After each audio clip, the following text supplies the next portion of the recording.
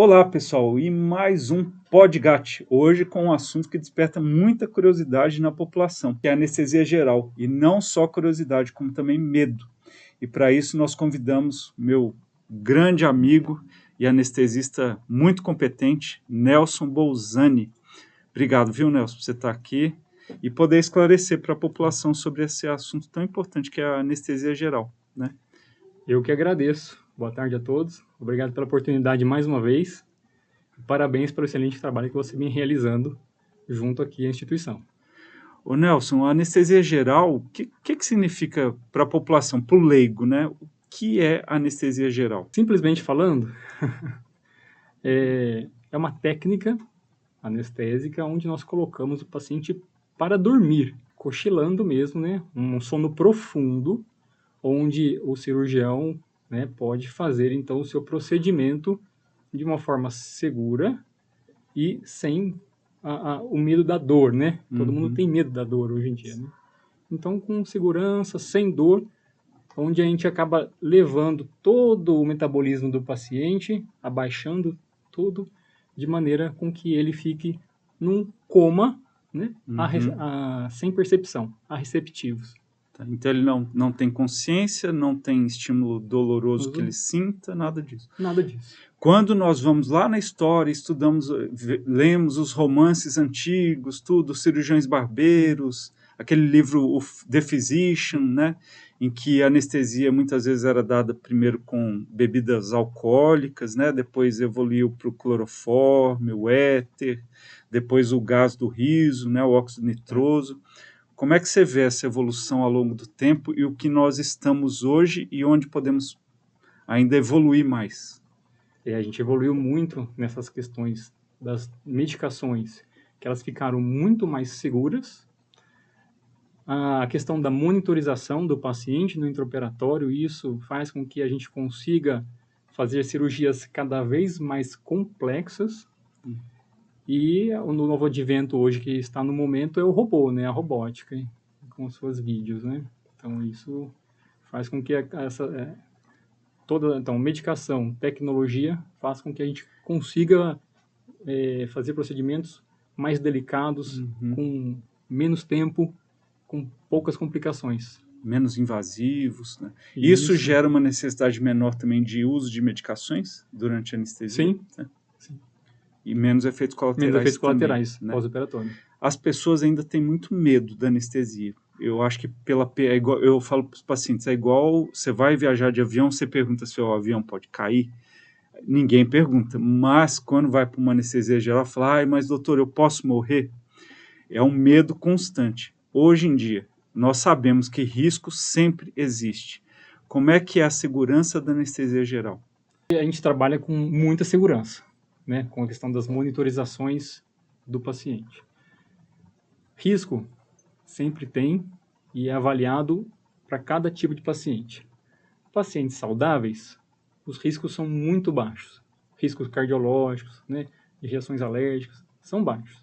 Quando a gente fala de um paciente que já tem múltiplas doenças, tomam muitos medicamentos e que vão fazer alguns tipos de procedimentos mais agressivos, esse sim é aquele paciente que a gente vai ter um risco mais aumentado para algum efeito adverso ou contralateral das medicações e mesmo na anestesia geral. Então a gente pode esperar, então a gente conversa sempre com o paciente sobre esse risco de parada cardíaca, de parada respiratória, no pós-operatório, de ter uma trombose. Então, esses pacientes que são de doença, não são tão saudáveis, acabam, sim, tendo um pouco mais de riscos cardiológicos. Isso com o envelhecimento da população vai ser algo cada dia mais comum na rotina de vocês. Isso é fato. E dos cirurgiões também. Isso, né? É fato. E esse mito de que eu acordei durante a anestesia, nós estamos falando de anestesia geral, não estamos falando de RAC nem peridural. Hoje certo. O tema é só anestesia geral. Certo. Eu acordei durante a anestesia geral e vi meu procedimento. Isso existe de fato algo em relação a esse? Eu estou chamando de mito, mas eu acho que você vai responder melhor do que eu. Não é um mito, não é uma lenda. isso acontece. Esse despertar intraoperatório, o paciente existem alguns relatos, sim, de pacientes que lembram de todo o procedimento. Eles não têm dor, mas eles têm a ausculta no intraoperatório. Então, isso varia muito em relação de paciente para paciente. São pacientes que são, às vezes, mais difíceis de serem anestesiados. Esse tipo de paciente é aquele paciente que a gente acaba tendo que usar doses maiores de medicação no intraoperatório. Então, não dá para saber quem está predisposto ou não para ter este despertar intraoperatório. Na sua vida profissional, que já é longa, você já teve algum relato de paciente que falou, eu vi, doutor, o que aconteceu na cirurgia, o que vocês estavam conversando, tudo isso? Comigo não aconteceu ainda, não estou escape disso, mas eu já anestesiei paciente, 2 pacientes ao longo desses 10 anos de formação, que sim, falaram, eu lembro de tudo que falaram e de todos os detalhes no intraoperatório. Sim. E dá para corroborar que era realmente aquilo, né, que estava sendo falado. Não estava sonhando, né, não estava delirando. Hoje, em alguns hospitais que eu vou operar, eu vejo que tem aquele... bem mais comum, que é o BIS, né, aquela monitorização. Como o BIS pode ajudar nesse sentido? O que é o BIS, né? O BIS é mais uma monitorização que a gente usa no intraoperatório para ver o índice das ondas eletromagnéticas cerebrais, né? Então, BIS. Ele vai avaliar justamente um norte do nível de consciência do paciente. Tá? Então, a gente acaba, pelas ondas, pelo aquele gráfico que é gerado pelos eletrodos cerebrais, a gente consegue aprofundar mais a anestesia e tentar, então, diminuir esse despertar intraoperatório. Então, você consegue saber como é que está o nível de atividade cerebral naquele momento e dosar a quantidade de drogas ou gases que você está usando especificamente para aquele paciente. Isso. A gente já falou de risco de anestesia. No geral, quando a gente fala em mortalidade, que é o maior medo da população, mas quais são os riscos mais comuns, considerando um paciente jovem, saudável, de um procedimento de anestesia geral? Anestesia geral, bem falado. Ela sempre pode dar, primeiro, náusea e vômito pós-operatório. Isso é muito comum, um relato de pacientes enjoar, vomitar no pós-operatório.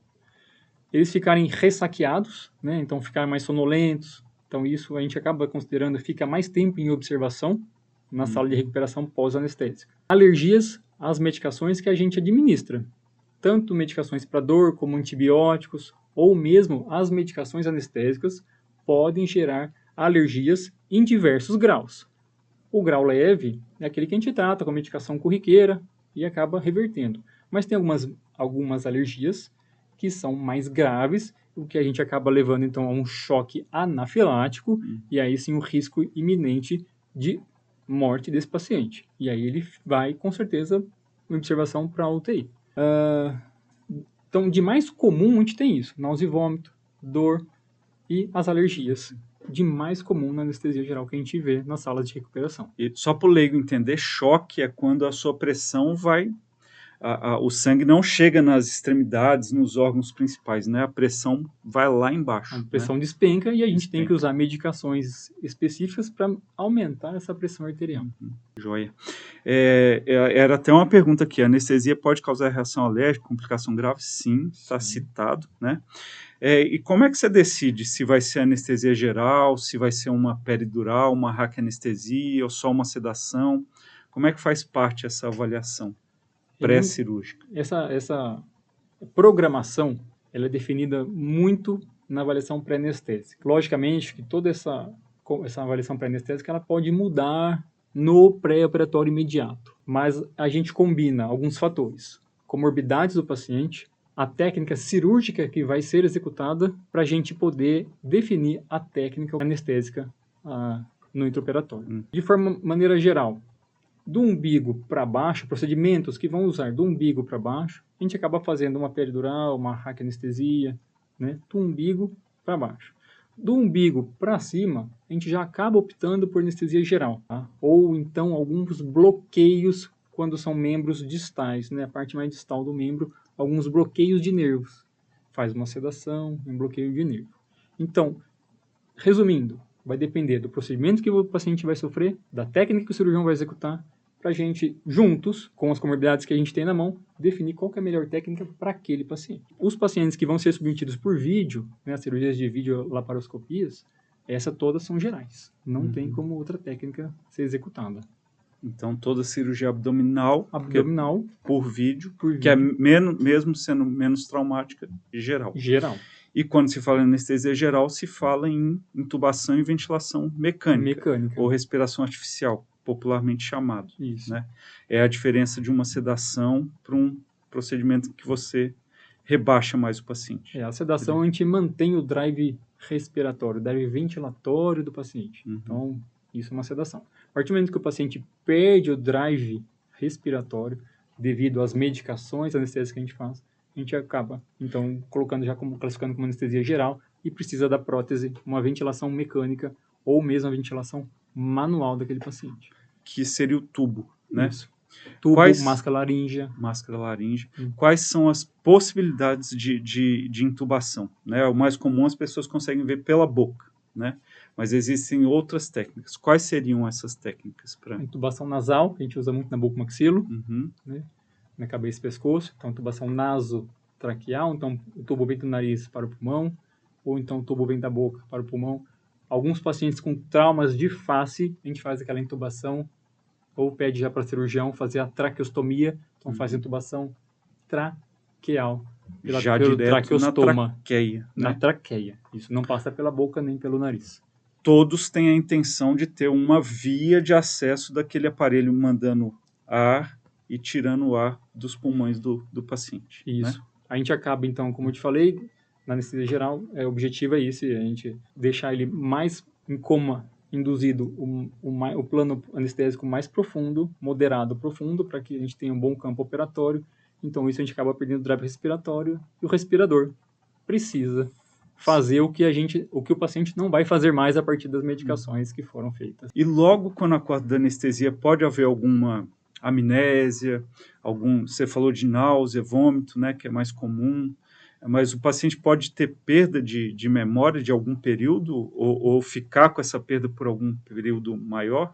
Uma semana, alguns dias? Não. O que é mais comum é ele não lembrar nada do procedimento dele. Então, aqueles meia hora a 15 minutos que antecedem o procedimento acabam sendo apagados. O intraoperatório, na anestesia geral bem feita, ele não vai lembrar de nada, não vai ter nem memória auditiva, né, da sala cirúrgica. Acabou a anestesia, ele gera em torno de 1 hora para o nosso cérebro começar a ter a memória novamente de todo o segmento, do ambiente que você está. Que é até bom, né? Porque o paciente não fica com aquela memória de um ambiente que não é um pouco hostil, né? Os traumas, né?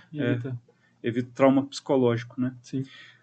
Nelson, se eu passei por um procedimento de anestesia geral em algum momento da minha vida, e 5 anos depois eu tenho a mesma qualidade de saúde, eu não apresento uma comorbidade que possa fazer o procedimento ser mais inseguro. Existe maior risco passar por 1, 2, 3 procedimentos anestésicos? O risco é sempre o mesmo, tá? Cada procedimento é o mesmo risco. Logicamente, classificando aquele paciente, aquele indivíduo apenas. Ele pode sofrer quantas anestesias forem necessárias. Existe algum intervalo entre elas? Não existe nada que limite entre uma anestesia e outra, um tempo, né? Não, tomou anestesia geral hoje, só pode fazer daqui 1 mês, 2 meses. Não. A gente tem pacientes aqui graves, politraumas graves, que vêm 3, 4 vezes na semana sofrer passar por procedimento cirúrgico e passar por anestesia geral para intervenções. Mas assim, esse paciente é aquele paciente que realmente ele vai estar mais sujeito às complicações intraoperatórias, de alergias, de náusea e vômito pós-operatório. Então, ele vai ter mais efeitos colaterais do procedimento proposto. Nós trabalhamos muito tempo em salas de emergência, né? Em que não há previsibilidade do que vai chegar e os pacientes intubados muitas vezes não estão preparados para anestesia geral. E o paciente que não é uma urgência emergência, que vai para uma cirurgia eletiva, ele tem um preparo, sendo que um deles é o jejum. Por que a necessidade do jejum? O jejum ela vem pelo motivo de evitar conteúdo gástrico para dentro do pulmão durante o procedimento de intubação. Quando a gente começa a anestesia geral, e a gente começa a indução da anestesia pela veia do paciente ou pelos gases, o paciente pode ficar nauseado naquele momento e vomitar. Quanto mais vazio esse estômago estiver, menos chance de vir secreções, conteúdos, alimentos para a orofaringe, e nisso ele acabar indo para a traqueia e gerando obstrução, pneumonia depois. Então a gente acaba optando, e a gente é regido por uma normatização no país, que é a questão do jejum pré-operatório. Lógico, então a gente vai tratar com 2 pacientes diferentes. Os pacientes que são eletivos, que a gente consegue respeitar o jejum, e aquele que a gente está acostumado no Marugate, com as urgências e emergências que a gente às vezes não dá para esperar, não tem tempo hábil para esperar. Então no paciente eletivo, que a gente tem o tempo hábil para esperar o jejum, então a gente considera o quê? Jejum começa com 8 horas, é bem fácil, 8 horas para sólidos e gorduras, 8 horas de jejum pelo menos, até o momento de você ser anestesiado. 6 horas, a gente considera aí uma refeição leve, bolachinha de água e sal e um chá. 4 horas, daí a gente vai entrar um pouquinho já nas crianças, que aí vem o leite materno. A criança não consegue esperar o leite materno, ficar sem muito tempo em jejum. Então, para as crianças, 4 horas a gente põe o leite materno até o momento de ser anestesiado. E o leite fórmula? O leite fórmula entra ali como refeição leve, vai entrar como 6 horas. Então, fica 8, 6, 4 e 2 horas, se o paciente quiser tomar 200, 300, depende aí também o peso, né? A gente vai calcular mais ou menos quanto de água ele pode se hidratar ainda 2 horas antes da cirurgia. Não dá para tomar 1 litro de água. Não dá. Então, às vezes, um copo de 250 ml, um copinho de requeijão, a gente consegue liberar para o paciente. Um chá doce, uma água de coco, um Gatorade, um suquinho bem peneirado, né? Ou o próprio não quero nada, quero só tomar uma água para não chegar tão seco e tão desidratado para o pré-operatório. Está liberado.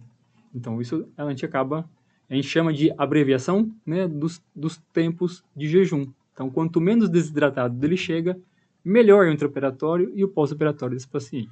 Eu lembro uma vez que nós estávamos conversando e eu falava assim, líquido, né? Na cabeça do paciente, líquido é tudo aquilo que tem essa consistência realmente líquida. E eu falei assim, o paciente pode tomar um todinho, então?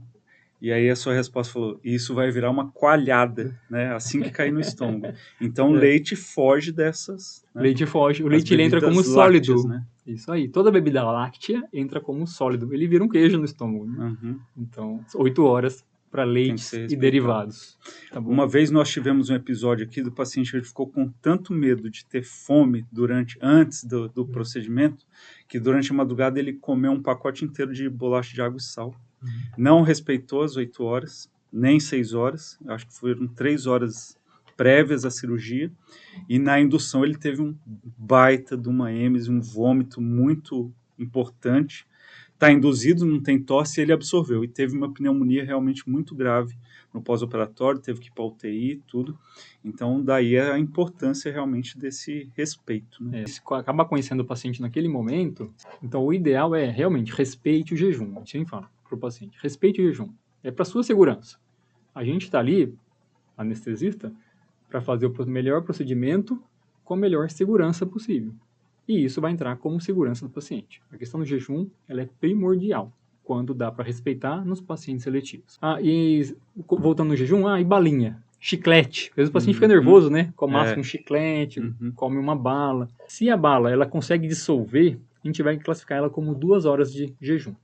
Se ela fica só dissolvendo na boca. O chiclete não vai alterar em nada e você pode até 1 hora antes do procedimento mascar o chiclete. Tá? E lembrar é meio contraditório, mas a gente já vê que a sociedade americana ela já libera água, pirulito, bala, chiclete, isso não interfere mais para a questão de jejum nos pacientes. Lógico, não vai comer um saco de bala. Sim, o exagero também, né? E lembrar que o paciente está sendo hidratado pela veia durante todo esse tempo, ele está recebendo às vezes um aporte calórico por soro glicosado, alguma coisa assim.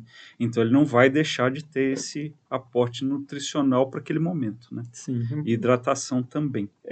Só complementando? Pode. Então, nos pacientes que tem aí são os pacientes de urgência e emergência. Então, se o de urgência, se a gente consegue esperar um pouquinho mais, a gente vai tentar aí ver individualmente para cada paciente o quanto ele consegue suportar até o momento cirúrgico. E o paciente de emergência não tem o que fazer.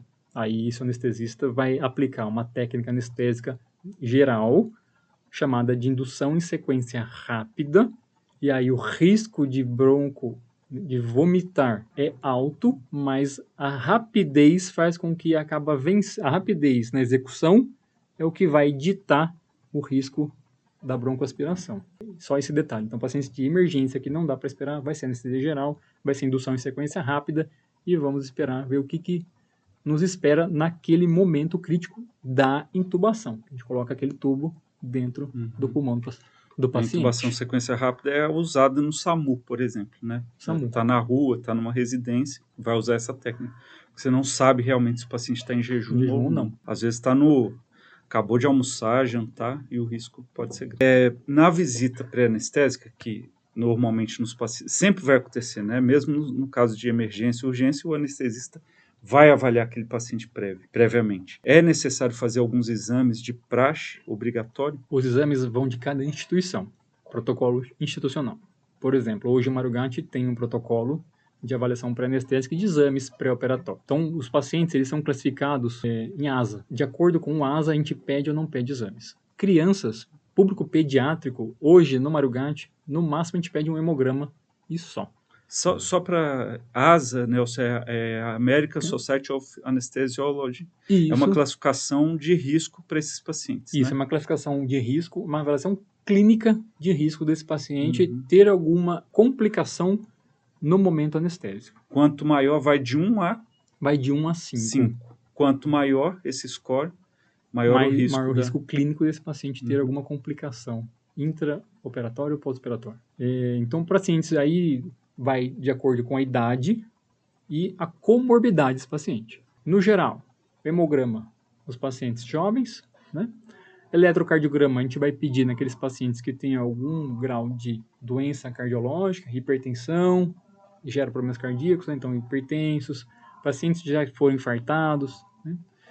Raio-x de tórax, para aqueles pacientes que são tabagistas, ou pacientes que tiveram traumas torácicos, então a gente acaba também pedindo.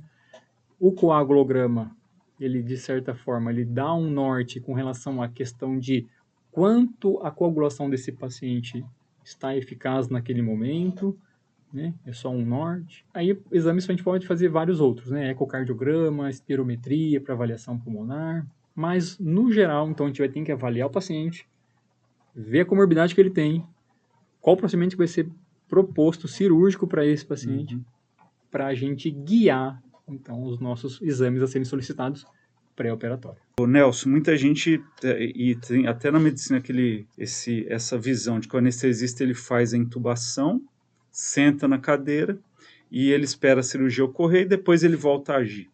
É a visão de um leigo ou de um profissional que realmente não entende absolutamente nada do que é anestesia. Durante esse período todo, o que vocês ficam fazendo ali ao lado do paciente e monitorando? Que não é só a ventilação mecânica ou a respiração artificial. Tem muitos outros dados a serem coletados e também ministrados, né, durante esse período.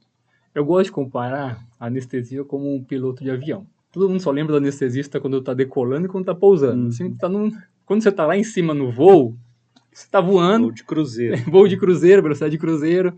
Tem lá o serviço de bordo, não tem? Você está tranquilo, liga seu iPhone, lê sua revista. O anestesista é muito parecido com isso. A gente vai, no começo da anestesia, ele é muito conturbada, porque a gente está levando o paciente, está descendo, todas as funções vitais dele estão decrescendo. Então é um momento de muito risco para arritmia cardíaca, para hipotensão, né? Cair muito a pressão arterial do paciente, as alergias que a gente vai já assistir nesse momento da ingestão das medicações. Então é o momento mais trunculoso. A partir daí que a gente conseguiu anestesia geral, intubou, estabilizou, colocou em velocidade de cruzeiro o paciente, aí a gente vai ficar mantendo a velocidade de cruzeiro para que o cirurgião consiga operar de uma forma segura e tranquila. Então a gente vai monitorizar quem? Frequência cardíaca o tempo inteiro, pressão arterial o tempo inteiro, a saturação sanguínea o tempo inteiro, o relaxamento para cirurgias abdominais do paciente, o relaxamento o tempo inteiro, A administração das drogas anestésicas para manter um nível de anestesia geral moderado a profundo o tempo inteiro. Então, não o anestesista não fica fazendo nada durante o procedimento. Não, ele está fazendo, ele está mantendo o paciente mais estável possível para que o cirurgião consiga operar de uma forma mais tranquila. Você falou de relaxamento, por exemplo, a minha área, a abertura de boca, manter a pressão mais baixa possível para controlar sangramento, verificar se a quantidade de sangramento vai precisar de reposição de volume ou também de transfusão. Transfusão sanguínea. São muitos detalhes, né? A questão de dor, a gente está fazendo medicações para dor, medicações para tentar controlar o sangramento no intraoperatório. Então a gente vai estar diretamente interferindo em todos os sistemas e órgãos daquele paciente no intraoperatório. E quando vocês falam assim, quando estiver acabando, avisa, porque é hora de, mais ou menos, tripulação, 10 mil pés, já começar a preparar o pouso. Quando e esse pouso tem alguma característica específica? Tem. Então a gente tem que levar em conta todas as medicações que foram feitas e o tempo de metabolização dessas medicações. Cada paciente tem um tempo específico para metabolizar a droga.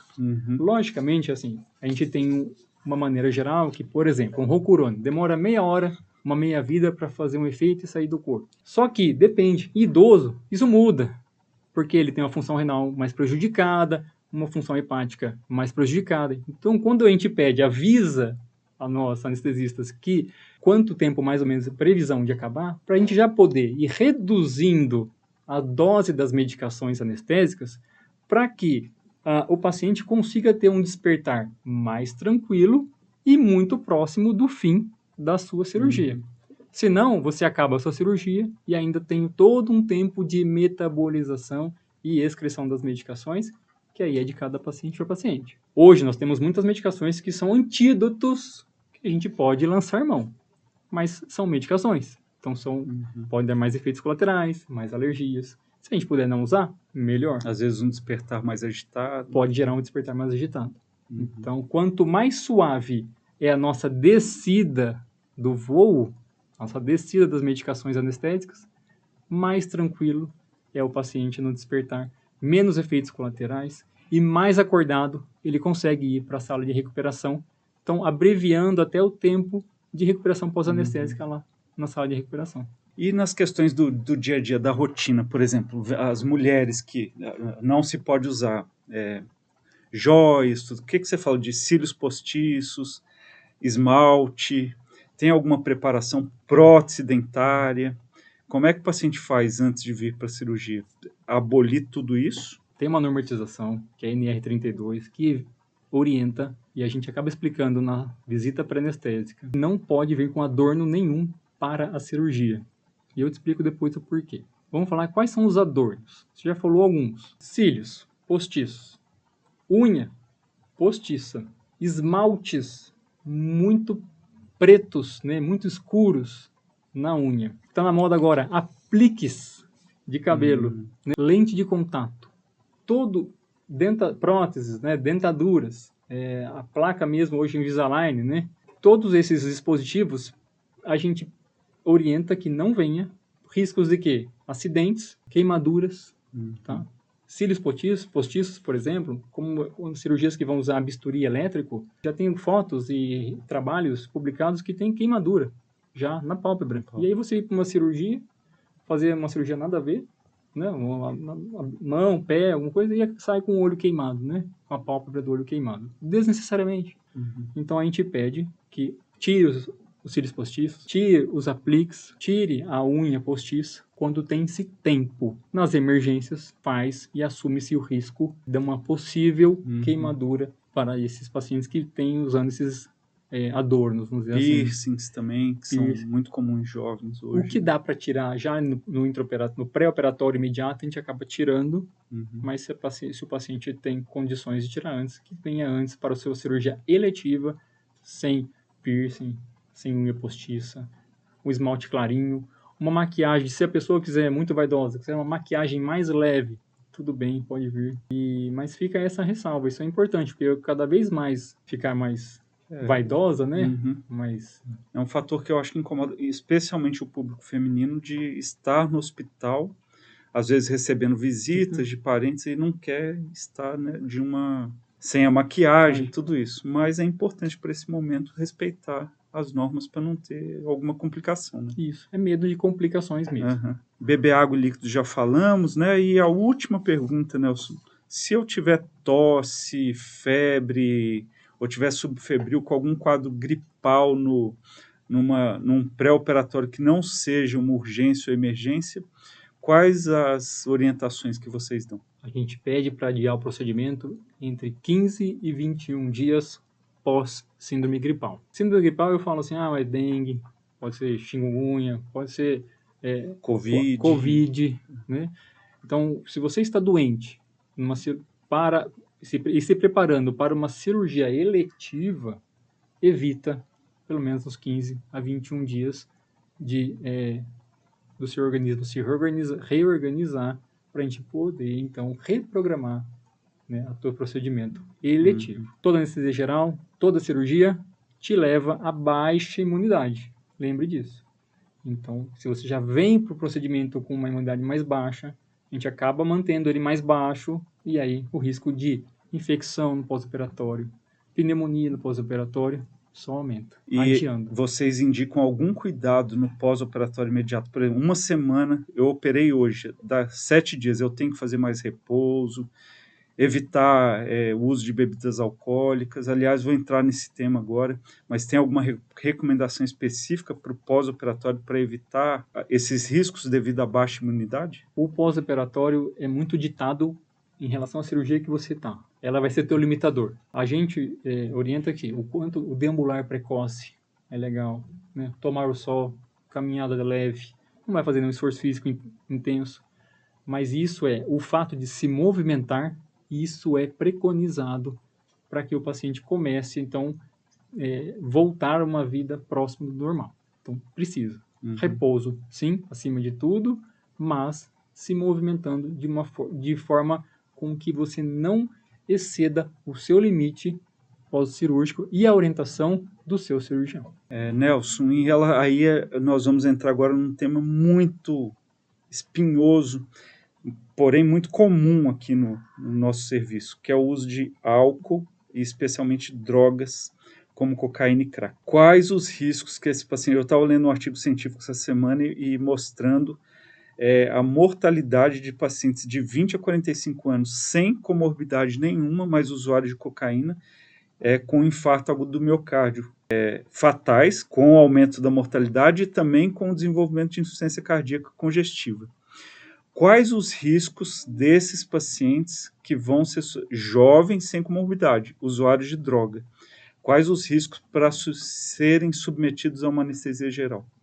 O risco sempre arritmia cardiológica, tá? Arritmia cardíaca, tanto para mais quanto para menos. A gente não sabe o que vem misturado nessas substâncias, né? Psicoativas. Então a gente acaba pesando às vezes a mão na anestesia, porque o paciente responde mal às medicações. O paciente que faz uso crônico dessas substâncias psicoativas respondem mal às doses que nós estamos habituados a fazer nesse público, nessa faixa de público. Então acaba assim. Então a gente não sabe como vai ser a indução, como vai ser o decolar desse paciente.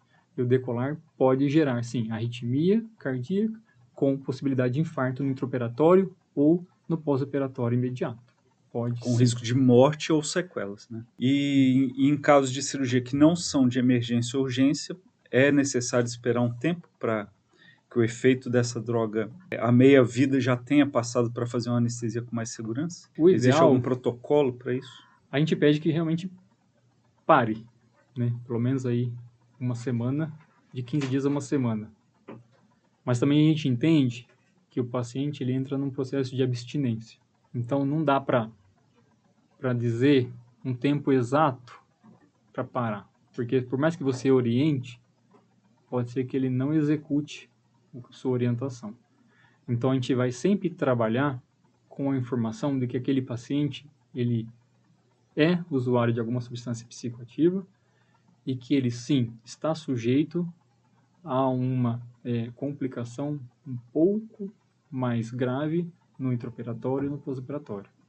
Então, vai precisar sempre de uma observação um pouco mais aguçada da equipe anestésica, tanto no intra como no pós-operatório, e também da equipe cirúrgica no pós-operatório. E é importante que o paciente refira, não tenha medo, isso é um sigilo médico-paciente, né, de que ele faz uso.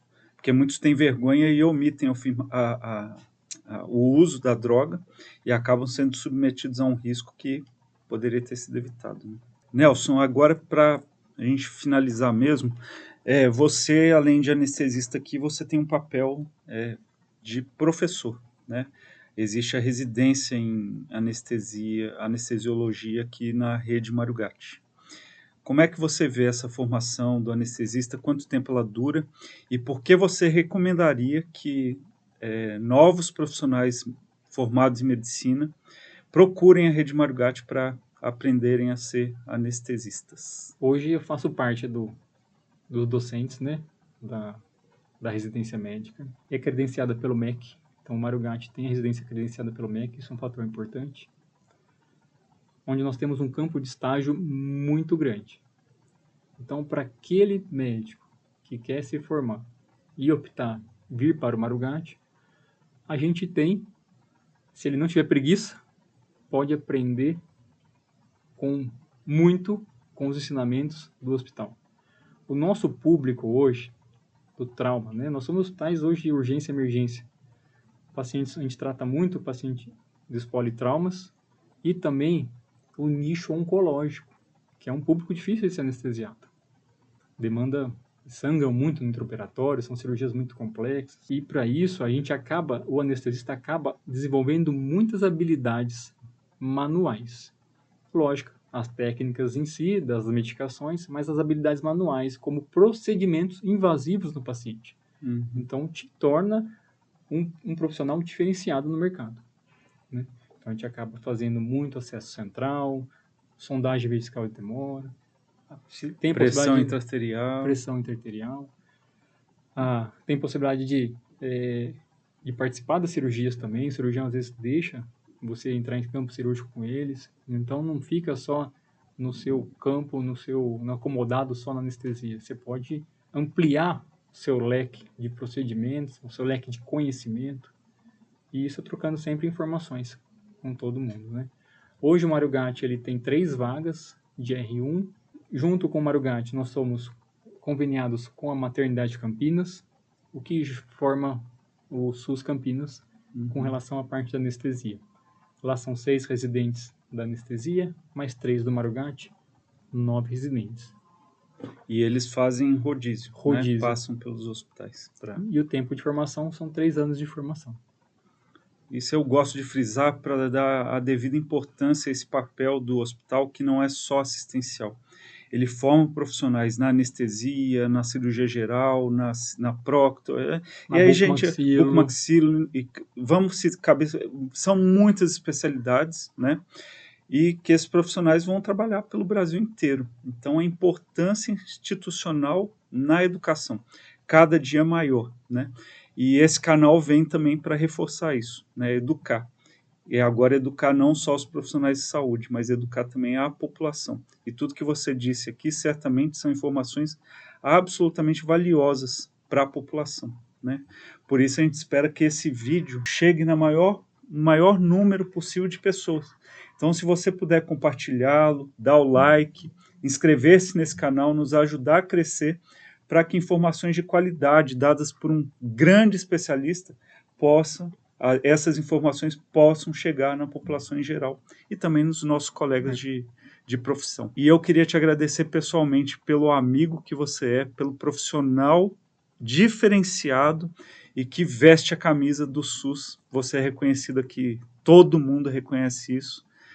Pelo seu trabalho individual, coletivo, em prol da instituição e principalmente dos pacientes. Eu te conheço desde as UPAs, desde o início do meu trabalho na medicina, e eu posso afirmar categoricamente que realmente você é um profissional muito fora da curva, e que às vezes investe do seu próprio bolso para trazer tecnologias, bem-estar para os pacientes, e isso faz de você realmente um cara que, se um dia eu fosse anestesiado, eu escolheria para ser o meu anestesista. Obrigado. Eu que agradeço. Fica até emocionado, a gente fica velho, a gente já fica chorando, né? Choroso. Né? Eu que Mas agradeço. é verdade. Realmente, você falou uma verdade, né? Na sua época que você se formou, eu fui o seu professor já, né? Isso. Tô ficando velho, né?